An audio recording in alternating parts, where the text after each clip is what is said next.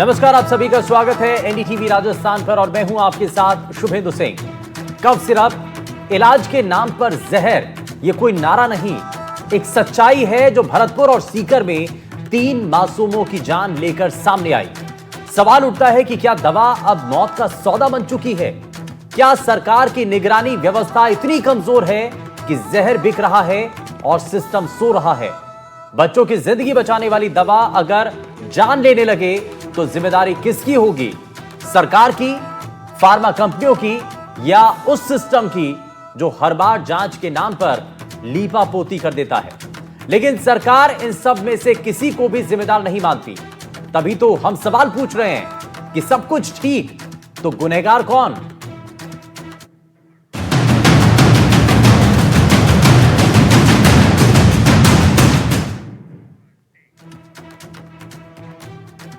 दरअसल सरकार ने एक बार फिर से अपने विभाग, अपने अधिकारी, अपने सभी काम को सही बता रही है। यह कहा जा रहा है कि स्वास्थ्य विभाग का कोई इसमें रोल नहीं है, डॉक्टर्स ने कोई लापरवाही नहीं की, फार्मा कंपनी की दवा में कोई जानलेवा तब नहीं मिला, इन सब के जिम्मेदार माता पिता हैं।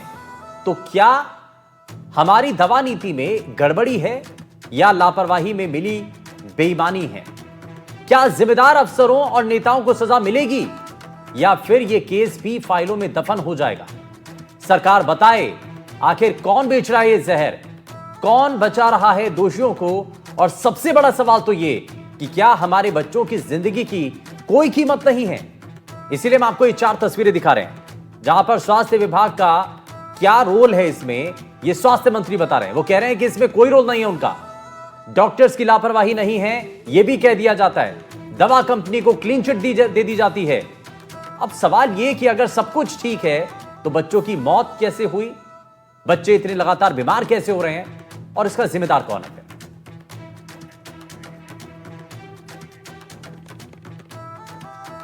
भरतपुर और सीकर में 3 मासूमों की दर्दनाक मौत ने सबको हिला दिया है। इलाज के लिए दी गई वही दवा अब मौत का कारण बन रही है। कफ सिरप पीने के बाद 3 बच्चों ने दम तोड़ दिया और कुछ बच्चे बीमार हैं। अब सवाल सिर्फ सिरप पर नहीं है बल्कि सरकार की जवाबदेही पर भी है। क्या जनता को जहर बेच रही है यह व्यवस्था? जरा इस रिपोर्ट के जरिए आपको दिखाते हैं। कफ सिरप से हाहाकार, कौन कसूरवार? 3 मासूमों की मौत का कौन गुनहगार? प्रदेश में फ्री में बंट रहा मौत का सिरप। हमने निष्पक्ष होकर इसकी पूरी जांच की। इसके अंदर कोई ऐसी पदार्थ नहीं पाई गई जो जानलेवा हो।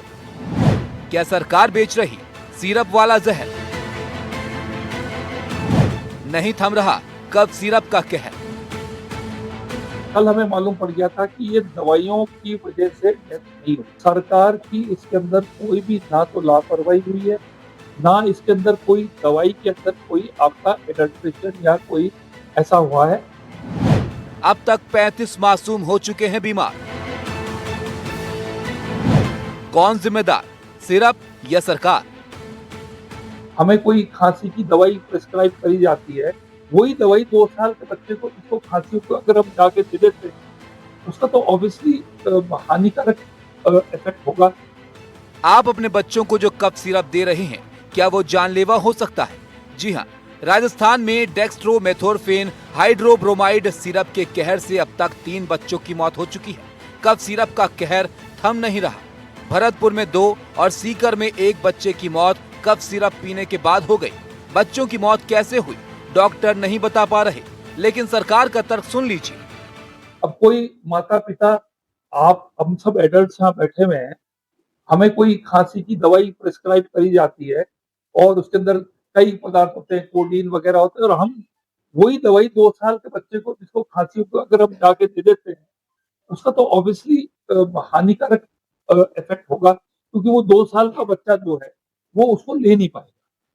हमने अभी नई पॉलिसी निकाली है कि जितनी भी दवाइयां हैं उसके ऊपर जो गर्भवती लेडीज है, छोटे बच्चों के लिए है, हमने उसके अंदर एक बहुत ही स्पेशल हमने इसके अंदर प्रिकॉशन रखा। सुना आपने, सरकार कह रही है लापरवाही बच्चों के माता पिता की है, चिकित्सकों की नहीं। सरकार की तरफ से कोई लापरवाही नहीं हुई है, न ही दवा में कोई कमी पाई गई है। हमने जैसे ही ये डेथ हुई, हमने इस दवाई को विड्रॉ कर लिया, उसी मोमेंट कर लिया हमने। हम वेट नहीं किए हमने। जैसे ही ये डेथ होनी शुरू हुई एक दो, जब तक हमारे पास जांच की रिपोर्ट भी नहीं आई थी, तो हमने इनको विड्रॉ कर लिया था। स्वास्थ्य मंत्री से जब कुछ और सवाल पूछने की कोशिश की गई तो बीच प्रेस कॉन्फ्रेंस छोड़कर निकल गए। सर कहीं ना कहीं लगता है मेडिकल विभाग में मरीज की आंखें निकाल दी जाती है अस्पतालों में, ऐसे में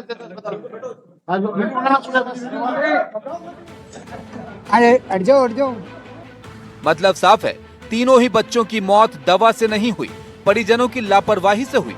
लेकिन अभी तक शासन प्रशासन की ओर से कोई बड़ी कार्रवाई नहीं की गई है। मौत के बाद स्वास्थ्य विभाग केवल एडवाइजरी जारी कर खाना पूर्ति कर रहा है। सरकार ने केसंस कंपनी के डेक्स्ट्रोमेथोर्फेन हाइड्रोब्रोमाइड सिरप के साथ साथ सरकार ने फार्मा कंपनी की 19 तरह की दवाओं के वितरण और बेचने पर रोक लगा दी है।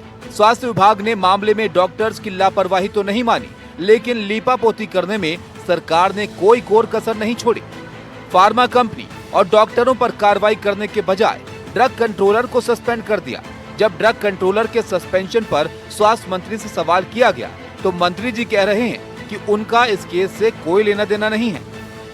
राजाराम, देखिए, राजाराम का इस केस से कोई लिंक नहीं है, क्योंकि राजाराम का जो इशू है वो एक अलग इशू है।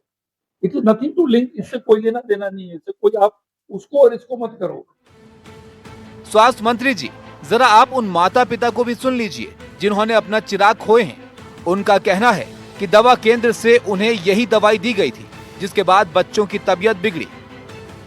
क्या हुआ था? आपके बच्चे को क्या शिकायत थी? खांसी जुकाम की शिकायत थी और मैं डिस्पेंसरी पे से खांसी की सिरप लेके आई थी, ये वाली। और जैसे कहा जा रहा है कि इस शीशी से कोई मौत नहीं हुई है। नहीं, अगर शीशी से नहीं होती तो ये तीनों बच्चों को क्यों होती एक साथ? और भी साथ में है जो और लेके आए, उनके साथ क्यों हुई ये सब? बच्चों की मौतों से स्वास्थ्य विभाग और दवा नियंत्रण विभाग में हड़कंप है, लेकिन परिवारों के लिए सब कुछ खत्म हो चुका है। सरकार के जवाबों से लगता है कि जिम्मेदारी न दवा कंपनी की है, न डॉक्टर की है और न ही ड्रग कंट्रोलर की है। तो सबसे बड़ा सवाल ये है कि आखिर इन बच्चों का कातिल कौन है? Bureau report, NDTV Rajasthan. तो कैसे बचाव किया जा रहा है और क्या सवाल हैं, वो सब हमने आपको दिखाए। लेकिन अब आपको जरा ग्राफिक्स के जरिए आपको जरा दिखाने की कोशिश करते हैं कि इस कफ सिरप को लेकर के क्या एडवाइजरी जारी की गई है। तो जरा ये आप देखेंगे तो ये एडवाइजरी फिलहाल जारी की गई है और बच्चों की खांसी की सिरप पर ये स्वास्थ्य मंत्रालय की तरफ से ये एडवाइजरी जारी की गई है। और इसमें क्या कहा गया है? दरअसल केंद्रीय स्वास्थ्य मंत्रालय ने ये एडवाइजरी जारी की गई है। और छोटे बच्चों को लेकर के इस एडवाइजरी में क्या कहा गया है? दरअसल इसमें कहा गया है कि 2 साल से कम उम्र के बच्चों को ये सिरप बिल्कुल भी नहीं देनी है, ये बताया गया। साथ ही साथ 5 साल से कम उम्र के बच्चों को भी सिरप ना दें। वहीं डॉक्टर की सलाह के बिना बच्चों को सिरप नहीं देनी चाहिए। एक साथ कई दवाओं का सेवन ना करें। वहीं डीजीएचएस ने स्वास्थ्य संस्थाओं को भी दिशा निर्देश दिए हैं। वहीं अच्छी गुणवत्ता वाली कंपनियों से ही दवाएं खरीदें। दवाओं में केवल फार्मास्यूटिकल ग्रेड सामग्री का ही इस्तेमाल हो और बिना दवा के राहत के उपाय के बारे में बच्चों को बताएं। ये इस दौरान कोशिश की गई है। वहीं जरा आपको यह भी बताते हैं कि कफ सिरप मामले में आखिर अब तक एक्शन क्या हुआ है, जरा वो आपको बताते हैं। दरअसल आप अब जरा देखिए कि ये कफ सिरप मामले में जो एक्शन हुआ है वो क्या क्या हुआ। दरअसल काइसन फार्मा की 19 प्रकार की दवाओं पर रोक लगाई गई है और काइसन फार्मा के 10,119 सैंपल लिए गए।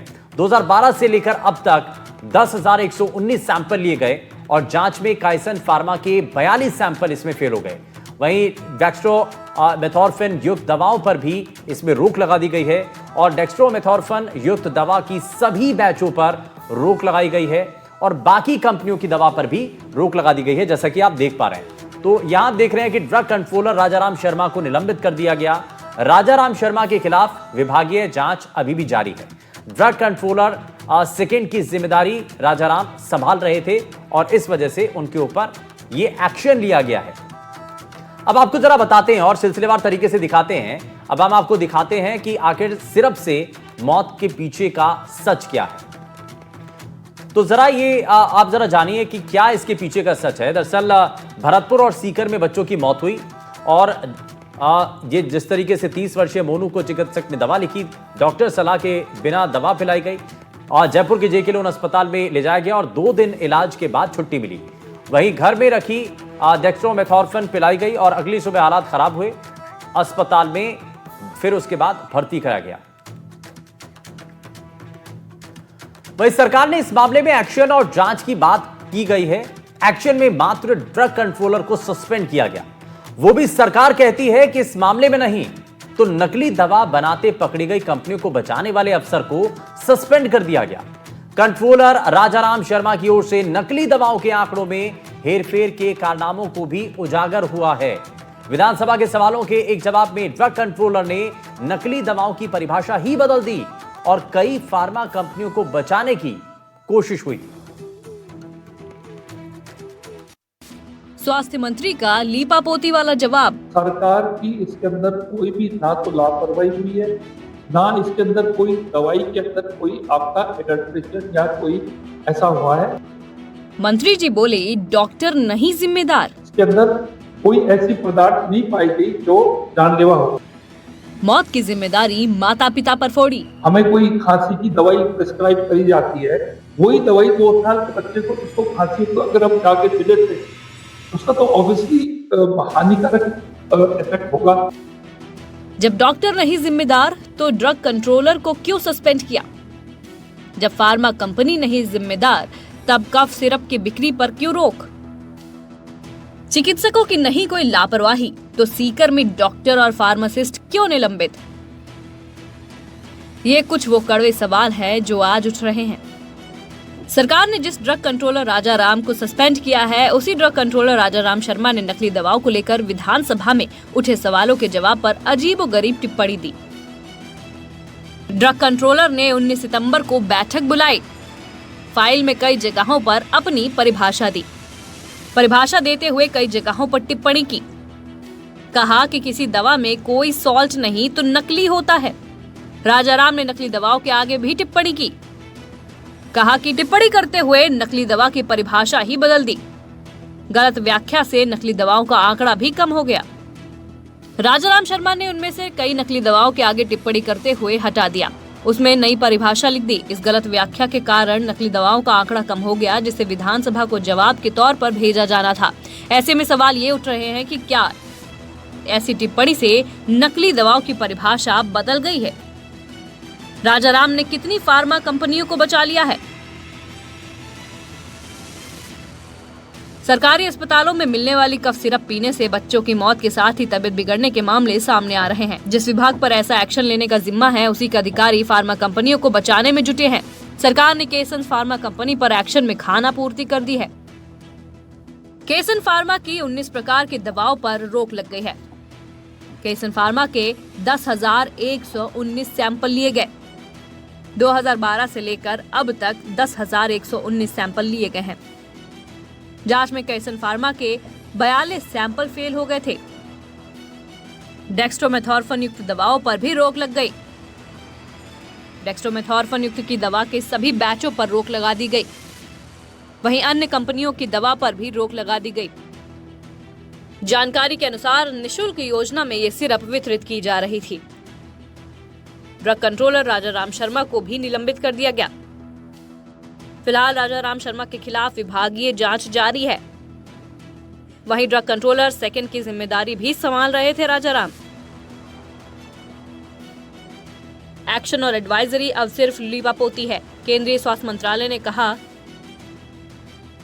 कि 2 साल से कम के बच्चों को सिरप बिल्कुल भी ना दे। 5 साल से कम उम्र के बच्चों को भी सिरप ना दे। डॉक्टर की सलाह के बिना बच्चों को बिल्कुल भी सिरप ना दे। एक साथ कई दवाओं का सेवन भी बिल्कुल ना करें। DGHS ने स्वास्थ्य संस्थानों को भी निर्देश दे दिया है, अच्छी गुणवत्ता वाली कंपनियों से ही दवाई खरीदें। दवाओं में केवल फार्मास्यूटिकल ग्रेड सामग्री का ही उपयोग हो।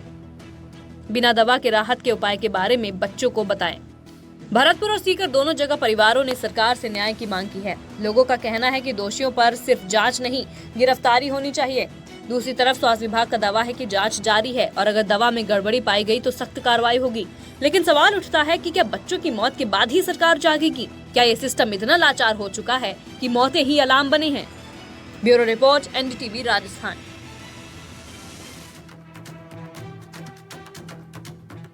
3 मासूम जिंदगियां, एक बोतल कफ सिरप और एक बड़ा सवाल, इंसानियत कब जागेगी? सरकार, सिस्टम सब अपना अपना बचाव करने में जुटे हुए हैं और परिजन जांच की मांग कर रहे हैं। दोषियों के खिलाफ कार्रवाई की मांग कर रहे हैं वो। और इस केस में किसने क्या कहा है, जरा वो भी आपको दिखाते हैं। मेरे मन में ये पीड़ा रही, दवाई का बनना, दवाई का फैक्ट्री से निकलना, दवाई का विभिन्न एजेंसियों द्वारा सर्टिफिकेशन जारी करना और उसके बाद उस दवाई से इस प्रकार की मौत हो जाना और उसके बाद ये कहना कि दवाई मानक स्तर की थी। निश्चित तौर पर कहीं न कहीं सिस्टम में कोई न कोई कमी मुझे नज़र आती है। एक संवेदनशील सरकार के सामने एक ऐसे मुख्यमंत्री जो हर एक मामले के अंदर संज्ञान लेते हैं, मैंने एक नागरिक का कर्तव्य निभाया है। मैं महसूस करता हूं कि निश्चित तौर पर इस प्रकार की कमियों पर पर्दाफाश नहीं डालकर निश्चित तौर पर इस पर कार्रवाई होनी चाहिए। और मैं समझता हूं कि जिस भी एजेंसी ने, जिस भी लैब ने इस दवाई को मान्यता की बात कही और उससे पूर्व 1 महीने पहले इसी दवाई, इसी केसन फार्मा की दवाई में जब इंग्रेडिएंट शून्य पाए गए, उसमें इसको ब्लैक लिस्टेड कर दिया जाना चाहिए था। देखिए, कफ सिरप कोई बीजेपी ने तो नहीं बनाया। इस प्रकार की बातें करना, ये छिद्रान्वेषण की आदत कांग्रेस की शुरू से रही है। कहीं पर भी कोई गलत दवा आई है तो उसको पकड़ने का काम हम कर रहे हैं। वो ऐसी मतलब इस प्रकार की, यानी उसमें भी बीजेपी का, ये क्या है सोच है इन लोगों की। यानी मैं सोचता हूँ कि इनके पास कोई मुद्दा नहीं है, किसी विषय पर चर्चा करने के लिए जानकारी नहीं है। अनर्गल आरोप लगाना एक आसान बात है, किसी पर कुछ भी कह दो। तो हमारे पास रिकॉर्डेड जो केसेस आए हैं जिसमें डेथ्स भी हुई हैं, कई लोगों की जो दवाई सेवन से इनको कुछ भी नहीं हुआ है, उसके बारे में पूरे एक कमेटी भी बनाई और कमेटी के बाद में एक सेकंड कमेटी और बन रही है। तो इसके अंदर सबसे पहली बात यह कि जो हमने ये दवाई जो है जिसके बारे में कह रहे हैं कि भाई इस दवाई की वजह से हुई है, हमने निष्पक्ष होकर इसकी पूरी जांच की।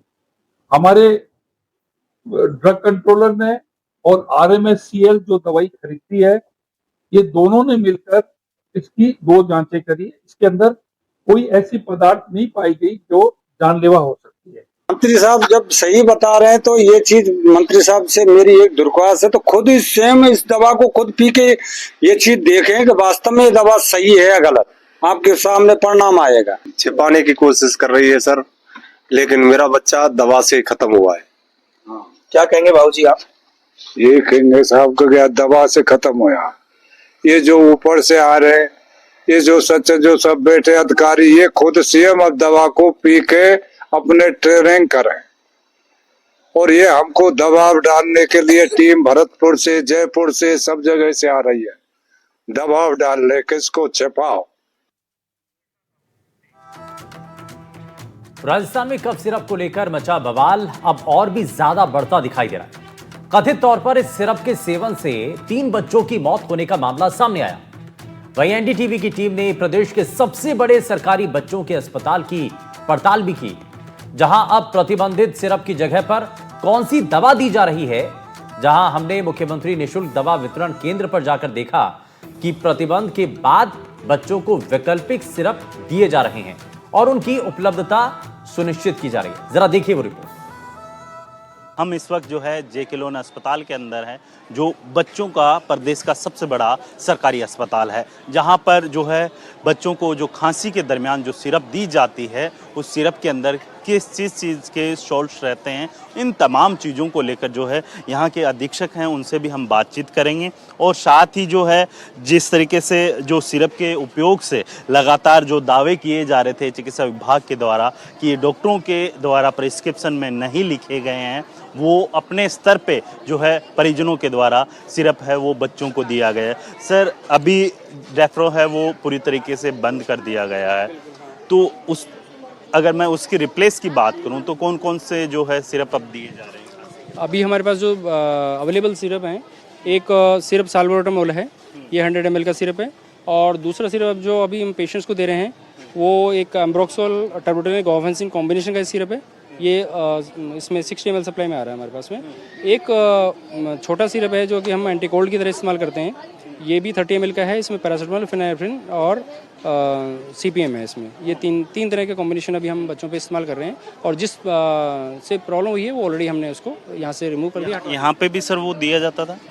पहले हम इस्तेमाल कर रहे थे, जब से ये प्रॉब्लम आई उसके बाद हमने बंद करवा दिया इसको। सर अगर ऐसी क्या वजह रही जो इस तरीके के जो है ये सिरप ना देकर डेफ्रो है वो लगातार जो है PHC हो CHC हो लेवल पे बच्चों को दिए जा रहे हैं, जबकि बताया ये जाता है डॉक्टर्स के द्वारा कि भी आप जो है 2 साल से कम बच्चों को ये सिरप ना दीजिए। उसके बावजूद देखिए, ये तो अब कहना बड़ा मुश्किल है कि कौन सी कंडीशन में कब दिया है। हो सकता है कि वो सिरप जो दिया गया वो बड़े आदमी के लिए दिया होगा, बड़े बच्चे के लिए दिया होगा और उसको घर वालों ने छोटे बच्चे के लिए इस्तेमाल कर लिया हो, एक ये संभावना रहती है।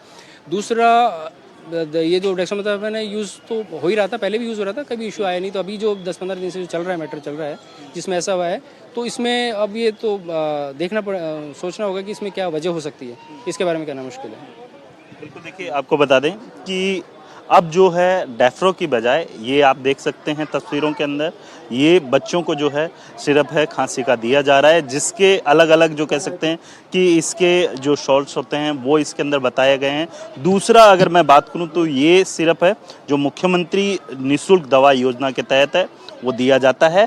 और इसके साथ ही आप देखिए कि इसमें पूरी कंपनी का भी नाम दिया हुआ है, बैच नंबर दिया हुआ है, और इसके अंदर जिस तरीके से कितना ml है, ये सारी चीज़ें हैं वो इस सिरप के अंदर लिखी गई हैं। लेकिन एक तीसरा और है, आपको मैं दिखाना चाहूँगा कि ये छोटा जो है आप 30 ml का देख रहे हैं, बच्चों के लिए जो है ये जो सिरप है ये मुख्यमंत्री दवा योजना के तहत जो निःशुल्क दवा दी जाती है उसके तहत जो है ये फ्री में जो है दिया जाता है। और अब लगातार जिस तरीके से डेफ्रो को लेकर या फिर जो सिरप दिया जा रहा था खांसी के दरमियान बच्चों को, उसको लेकर जो है सवाल उठते हुए दिखाई दे रहे हैं। और इसी को लेकर जो है चिकित्सा मंत्री गजेंद्र सिंह खीमसर है वो जोधपुर के सर्किट हाउस में जो है प्रेस कॉन्फ्रेंस करेंगे, और जिसके अंदर मीडिया और जो NDTV के द्वारा जो लगातार आम जनता के सवाल जो NDTV उठा रहा था उनके सवालों के जवाब है वो चिकित्सा मंत्री देते हुए दिखाई देंगे। जयपुर से सहयोगी जसराज के साथ वीरेंद्र सिंह शेखावत, NDTV।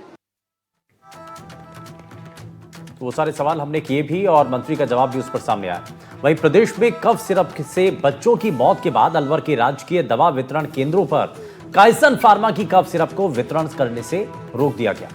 चिकित्सकों द्वारा पर्चे में लिखी कफ सिरप के नाम के साथ ही आने वाले मरीजों को इसमें दिया जा रहा है, और दवा वितरण केंद्र पर मौजूद कर्मियों का कहना है कि जिस सिरप को नहीं देने के निर्देश मिले उसका वितरण बंद कर दिया गया, और बाकी सिरप भी चिकित्सक के नाम से सहित लिखे होने पर ही मरीजों को दी जा रही है। हम मौजूद हैं अलवर के गीतानंद शिशु चिकित्सालय यहाँ के दवा वितरण केंद्र पर, जहां आप देख सकते हैं दवा वितरण केंद्र है। यहाँ जो बच्चों की दवाइयां हैं वो यहाँ पर उपलब्ध रहती हैं, और जो डॉक्टर द्वारा प्रेस्क्रिप्शन लिखे जाते हैं उनको दवा देने के लिए पूरी जांच पड़ताल के बाद ही दवाई दी जाती है। हमारे साथ मौजूद है यहाँ जो कार्मिक है, उनसे हम जान लेते हैं। मैडम, अभी जो यहाँ प्रेस्क्रिप्शन आते हैं तो अभी कौन कौन सी कफ सिरप वगैरह है यहाँ अवेलेबल, और किन्हीं पे कोई प्रतिबंध भी लगा है? एक पे लगा है। एक पे रोक लगी है। हाँ। तो अब जो डॉक्टर ने जो दवाइयाँ लिखी है केवल कफ सिरप लिखी जाती है प्रेस्क्रिप्शन में, या पूरे दवा का नाम भी लिखा है? पूरे दवा का नाम लिखा है। पूरे दवा का नाम लिख के आ रहा है। हाँ। पहले भी ऐसे आता था? पहले भी ऐसे जाता था। तो अभी मरीजों को अपन कोई जो गाइडलाइन अलग से कुछ आ रही है कि कितने साल तक के बच्चे को देना है, वो भी अपन को बताना होता है? नहीं, ये तो नहीं, ये कुछ नहीं। वो लिख के देते हैं पहले से ही सब कुछ। कौन कौन से तरह की कफ सिरप अवेलेबल है यहाँ पे? कफ सिरप है, एक अमरोक्सोल है, सालबुटा है, और वो वाली तो बैन ही हो गई, अभी दे नहीं रहे हैं अभी फिलहाल उनको। तो बैन कौन सी हुई है? बैन क्या, वो दे नहीं रहे हैं अभी वो। हाँ, तो बिल्कुल यहाँ हम मौजूद हैं। मरीजों को, बच्चों को जो लेके आते हैं, बच्चों को लेकर के जो गाइडलाइन आई है उसमें एक कफ सिरप को अभी फिलहाल रोक दिया गया है, और सरकार के आगामी आदेशों की जो पालना होनी है उसके बाद ही उसको शुरू किया जाएगा, और जांच के बाद ही शुरू होगी। हम बाहर भी दिखा देते हैं, यहाँ बच्चों का ये चिकित्सालय है जहां हम मौजूद हैं, और दवा वितरण को लेकर के लगातार जो डायरेक्शंस दिए जा रहे हैं उनमें खांसी जुकाम के जो मरीज है उसमें कफ सिरप को लेकर के चर्चा है, और उसी को लेकर के लोग भी पूरी तरह से सजग नजर आ रहे हैं। डॉक्टर का पूरा प्रेस्क्रिप्शन लिखा आ रहा है, और उसके साथ ही उसमें दवा का नाम भी लिखा आ रहा है। अलवर से मुदित गौड़, NDTV। और NDTV लगातार वो सवाल उठा रहा है जो कि जनता के मन में है, जो जनता के सवाल हैं वो NDTV लगातार सरकार से, प्रशासन के लोगों से पूछ रहा है। यार रुक रहे एक छोटे से ब्रेक के लिए, आपका ही मत जाएगा, बने रहिए NDTV राजस्थान के साथ। नमस्कार।